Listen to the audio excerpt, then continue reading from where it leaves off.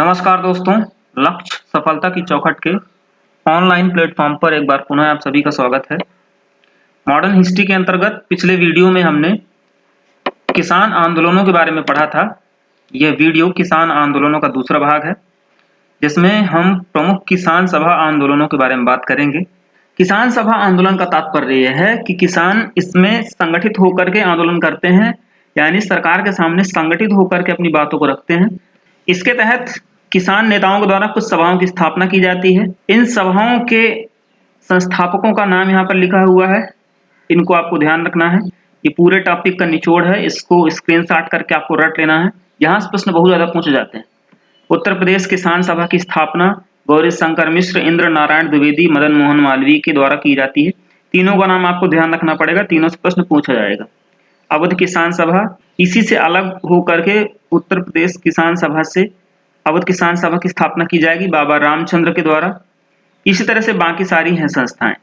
बाद में इन सारी छोटी छोटी संस्थाओं को इकट्ठा करके सम्मिलित कर दिया जाएगा, एक में मिला दिया जाएगा और बनाई जाएगी अखिल भारतीय किसान सभा। लखनऊ में इसका मुख्यालय बनाया जाएगा।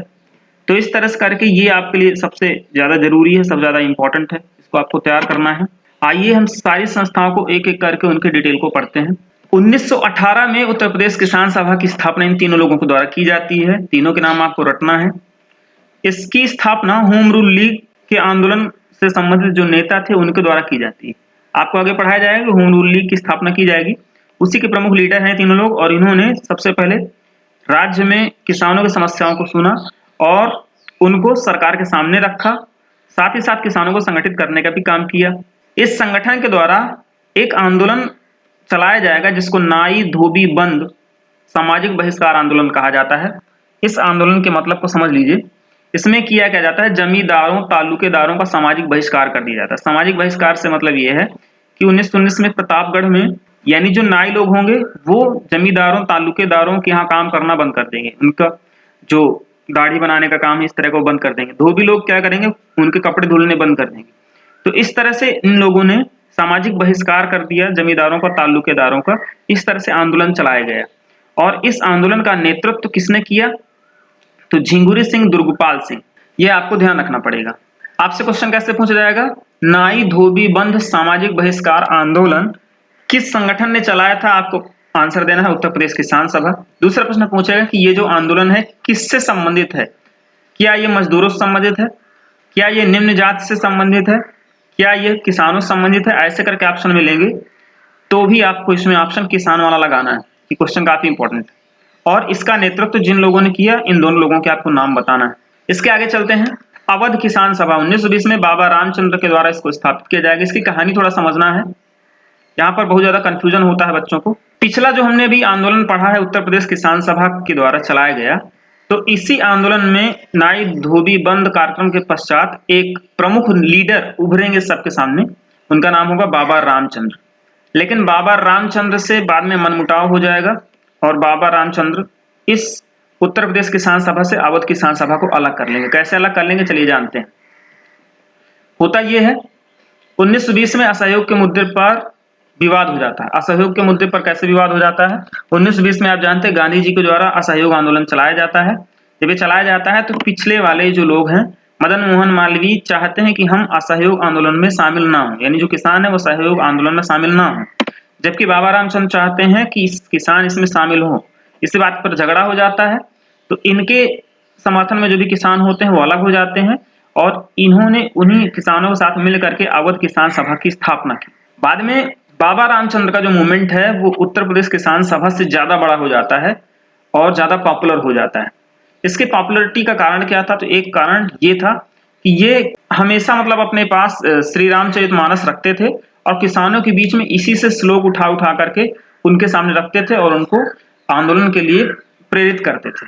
तो इससे काफी ज्यादा जो गांव के लोग थे वो जुड़ाव महसूस करते थे और यही कारण था कि अवध किसान सभा इतना ज्यादा पॉपुलर हो जाती है। तो चलिए अवध किसान सभा के द्वारा किए गए कार्यक्रमों की बात कर लेते हैं। ये उस समय का तस्वीर है। आप देख रहे हैं कि किसानों की कैसी कंडीशन थी, उनके पास कपड़े पहनने के लिए भी नहीं होते थे। अवध किसान सभा के द्वारा क्या किया जाता है, बेदखली जमीन न जोतने और बेगार न देने की अपील की गई। इस तरह से करके किसानों के साथ उन्होंने एक बड़ा मूवमेंट खड़ा किया, बड़ा आंदोलन खड़ा किया। आगे चल करके 20 से 21 दिसंबर 1920 को अयोध्या में एक आयोजित की जाती है रैली, जिसमें 1 लाख से अधिक किसानों ने भाग लिया था। तो इससे आपको पॉपुलैरिटी पता चल रही होगी कितने ज़्यादा अवध किसान सभा पॉपुलर हो जाती है। लेकिन 1921 में जनवरी में किसान आंदोलन के स्वरूप में परिवर्तन हो जाता है। लूटपाट की कुछ घटनाएं होती हैं और इस वजह से पुलिस और किसानों के बीच संघर्ष जारी हो जाता है और पुलिस ने किसानों का दमनात्मक कार्रवाई की और एक एक्ट लाया जाता है। अवध क्षेत्र में देशद्रोह बैठक अधिनियम लागू कर दिया जाता है, यानी कोई भी व्यक्ति कहीं पर बैठक करता है उसको देशद्रोही माना जाएगा और उसके खिलाफ कार्रवाई की जाएगी।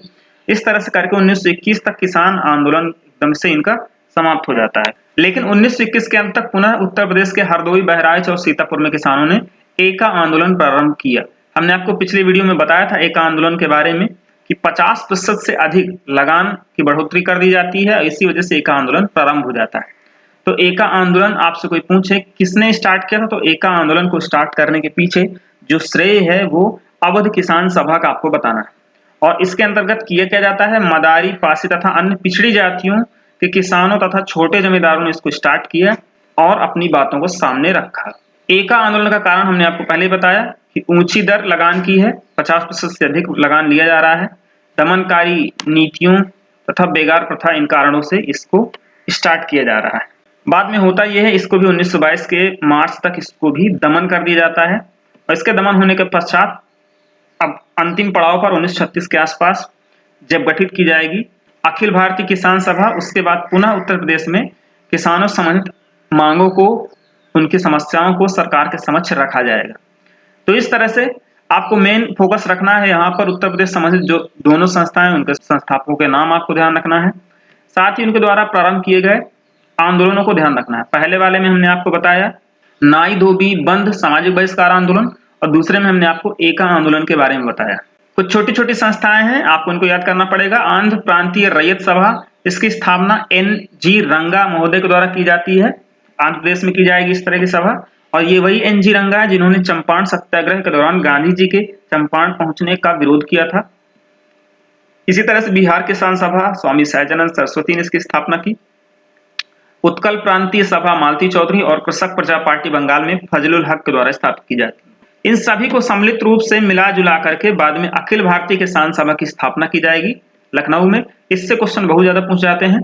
हमने अभी आपको बताया दो लोगों को, आंध्र प्रदेश वाले NG रंगा को और बिहार वाले सहजानंद सरस्वती को, दोनों को उठा के लाया जाएगा। इनको यहाँ पर रखा जाएगा और इनको क्या बना दिया जाएगा, स्वामी सहजानंद सरस्वती को अखिल भारतीय किसान सभा का अध्यक्ष बना दिया जाएगा और NG रंगा को इसका महासचिव बना दिया जाएगा। ये दो बातें आपको ध्यान रखना है, सहजानंद को अध्यक्ष और उनको महासचिव बना दिया जाएगा। दोनों से प्रश्न पूछे जाते हैं।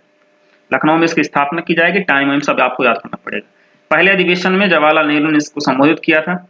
इसके पुराने नाम की अगर हम बात करें तो इसका पुराना नाम अखिल भारतीय किसान कांग्रेस था, बाद में इसका नाम बदल करके यह रख दिया जाता है।